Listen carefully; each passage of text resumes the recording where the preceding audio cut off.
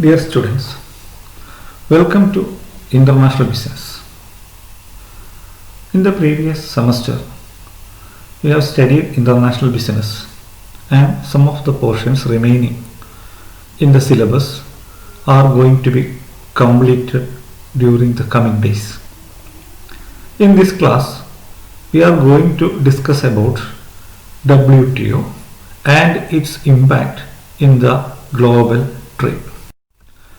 WTO or World Trade Organization is one of the most powerful organizations in the world.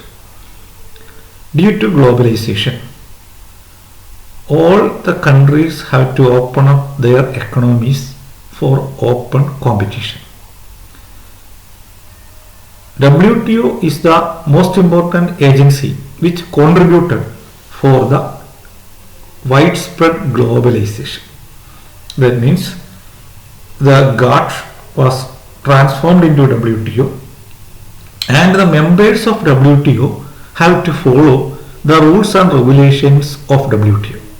They cannot do anything against the provisions of the WTO. The WTO rules prohibits restrictions in international business. Then what is the role of WTO in the world, how it promotes international business, how it is going to affect a country like India? These are the topics we are going to discuss in the coming days. Today in this class, we are going to discuss about WTO and its evolution.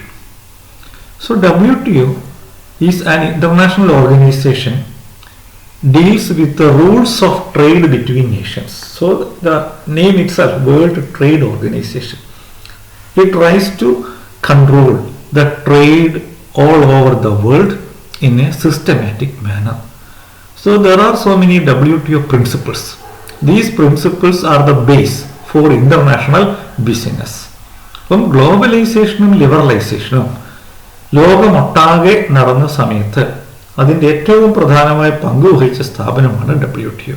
So globalization and liberalization contributed for internationalization of business. That means ലോക വ്യാപാരം വർദ്ധിക്കുന്നതിന് നിർണായകമായ role വഹിച്ച രണ്ട് കാര്യങ്ങളാണ് ഗ്ലോബലൈസേഷനും ലിബറലൈസേഷനും. Then we can see how WTO was developed. The first step in the development of WTO is GATT. GATT, as all of you know, General Agreement on Tariff and Trade. It is the predecessor of WTO. So GATT, this agreement was formed in 1948 as a desire of the developed countries to internationalize, to increase the global trade, to liberalize the trade. So during 1948, in various discussions, these discussions were Bretton Woods Conference 1944. ആ Bretton Woods conference കഴിഞ്ഞിട്ട് 1946 IMF, international monetary ഫണ്ടും world ബാങ്കും രൂപീകൃതമായി. ഇത് രണ്ടിൻ്റെയും ഒപ്പം അതിനോടൊപ്പം ആ സമകാലീനമായി രൂപീകൃതമായ സ്ഥാപനമാണ് ഇന്റർനാഷണൽ ട്രേഡ് ഓർഗനൈസേഷൻ. അപ്പോൾ ഇന്റർനാഷണൽ ട്രേഡ് ഓർഗനൈസേഷൻ എന്ന് പറയുന്നത് ഈ WTOയുടെ ഏറ്റവും ആദ്യ രൂപത്തിലുള്ള സ്ഥാപനമാണ്. 1948 അത് രൂപീകൃതമായത്. അപ്പോൾ IMF, വേൾഡ് ബാങ്ക്, ഈ ഇന്റർനാഷണൽ ട്രേഡ് ഓർഗനൈസേഷൻ ഇതൊക്കെ 1940-കളിൽ അല്ലെ 50-കളിൽ രൂപീകൃതമായ സ്ഥാപനം. Then international trading system from 1948 to 95 was guided by the signatories to the GATT and by the principles. അപ്പോൾ GATT അഗ്രിമെന്റിൽ ഒപ്പിട്ട രാജ്യങ്ങൾ തമ്മിലുള്ള ബിസിനസ് GATT കരാറിനെ അടിസ്ഥാനപ്പെടുത്തിയിട്ടാണ് നടക്കുന്നത്. അപ്പം 1948 മുതൽ ലോക വ്യാപാരം കൺട്രോൾ ചെയ്തിരുന്നത് GATT അഗ്രിമെന്റ്സ് ആയിരുന്നു. Then GATT, it was transformed into WTO in 1995. So GATT, the discussions in the GATT were contributed for the development of WTO. WTO is a very powerful body compared to GATT. So India is one of the founder member of IMF, World Bank, GATT and WTO. അപ്പോൾ നമ്മുടെ രാജ്യം ഇത് തുടക്കകാലം തൊട്ട് തന്നെ ITO തൊട്ട് GATT തൊട്ട് WTOയിലും founder മെമ്പറാണ്. What are the objectives of GATT? General Agreement on Trade and Tariff. The primary objective is to expand international trade by liberalizing trade so as to bring about all-round economic prosperity. That means expansion of international trade by liberalization. Simply we can say expansion of international trade by liberalization. അപ്പോൾ liberalisation ഉദാരവൽക്കരണം മൂലം വ്യാപാരം ലോക വ്യാപാരം വർദ്ധിപ്പിക്കുക. Then second one, raising standard of living. So this will lead to providing high quality product at a lower price in the poor countries. It will develop the standard of living. Ensuring full employment by the increase of industries, by the increase of production units. Millions of employment opportunities will be created. It will solve the unemployment issue. Developing full use of resources of the world. So the resources in some of the developing countries are not utilized in a proper manner. For example, African countries, you can see huge resources are the mining, oil fields, so many. But the issues in that countries restricts the exploitation of resources. അപ്പോൾ അവിടെയുള്ള വിഭവങ്ങൾ, പിന്നെ ധാതുദ്രവ്യങ്ങൾ അല്ലെങ്കിൽ എണ്ണ വിഭവങ്ങൾ നമുക്ക് extract ചെയ്യാൻ പറ്റാത്തതിൻ്റെ കാരണം ആ രാജ്യത്തെ പ്രശ്നങ്ങളാണ്, അല്ലെങ്കിൽ അവിടേക്ക് നമുക്ക് ബിസിനസ് ചെയ്യാൻ പറ്റാത്തത് കൊണ്ടാണ്. The development of Gulf is a simple example. Due to the entry of MNCs, Gulf countries were developed in the whole world. അപ്പം resources of the world. Then expansion of production and international trade. അപ്പോൾ ഇതൊക്കെയാണ് GATTന്റെ ലക്ഷ്യം. There are some principles in the GATT agreement. അപ്പം the member countries have to follow some principles based on the GATT agreements.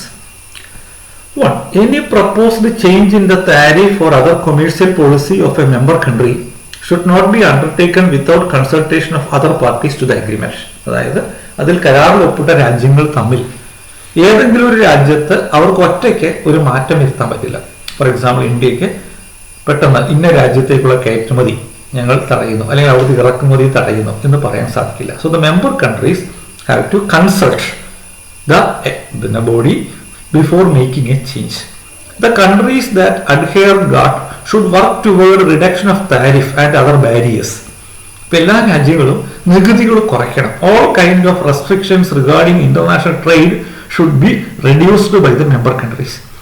Then non-discrimination എന്ന് പറഞ്ഞു കഴിഞ്ഞാൽ വിവേചനം പാടില്ല.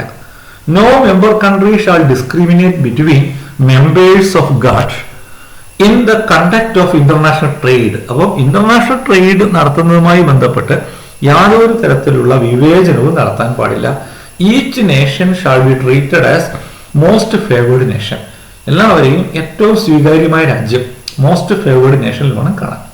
Prohibition of quantitative restriction എന്ന് പറഞ്ഞാൽ, അതായത് പിന്നെ ക്വാണ്ടിറ്റേറ്റീവ് റെസ്ട്രിക്ഷൻ എന്ന് പറഞ്ഞാൽ നമുക്ക് നികുതിയിലോ അല്ലെങ്കിൽ മറ്റേതെങ്കിലും രീതിയിലുള്ള, ഫോർ എക്സാമ്പിൾ ഇമ്പോർട്ടിന് ആനുപാതികമായ എക്സ്പോർട്ട് ഉണ്ടാവണം എന്നൊക്കെയുള്ള ക്വാണ്ടിറ്റേറ്റീവ് റെസ്ട്രിക്ഷൻസ് അത് പിന്നെ പ്രൊഹിബിറ്റ് ചെയ്തു. പക്ഷെ ചില ഇളവുകൾ ചില രാജ്യങ്ങൾക്ക് കൊടുത്തിരുന്നു.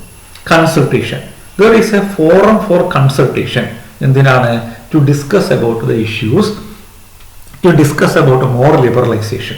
These discussions were held in different countries. They are known as rounds of negotiation. Then ഈ GATTനെ നമ്മളൊന്ന് ഇവാലുവേറ്റ് ചെയ്യുകയാണെങ്കിൽ, the performance of GATT from 1948 or 1947 to this 1995. അപ്പം GATT 23 രാജ്യങ്ങളും ചേർന്നിട്ടാണ് 1947 ആരംഭിച്ചത്.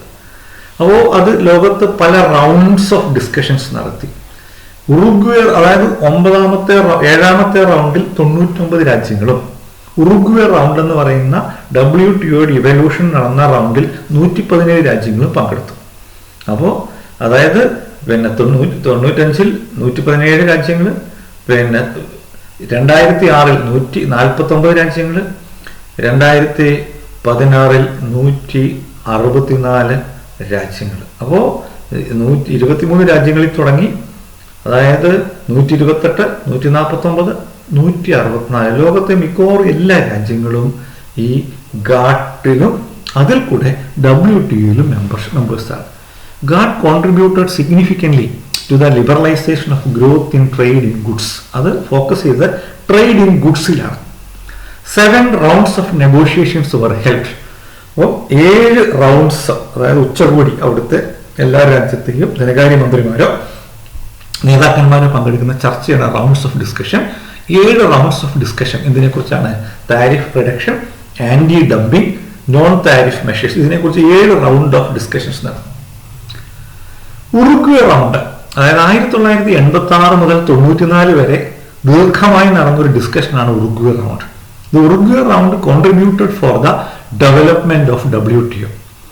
GATT contributed for the progressive liberalization of international trade.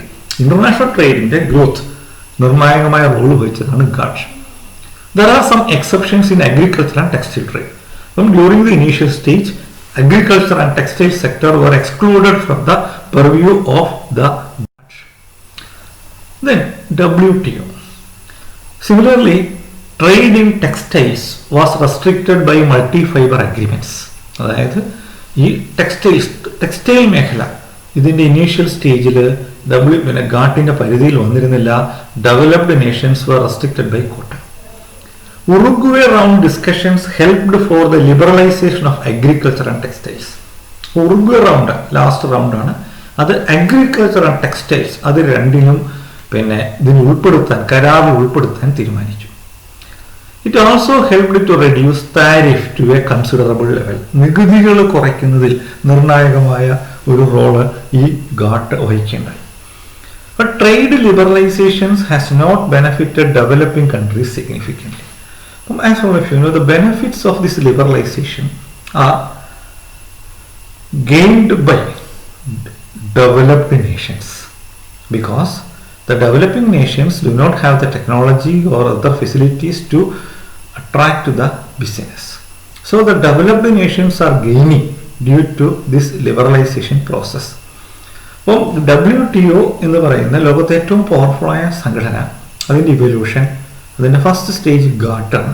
Ghat അത് ആണ് Uruguay റൗണ്ടിലെ ഡിസ്കഷനിൽ കൂടെ WTOയിലേക്ക് വന്നത്. In the coming class we will discuss about WTO, other provisions, the important contribution of WTO. Okay, thank you.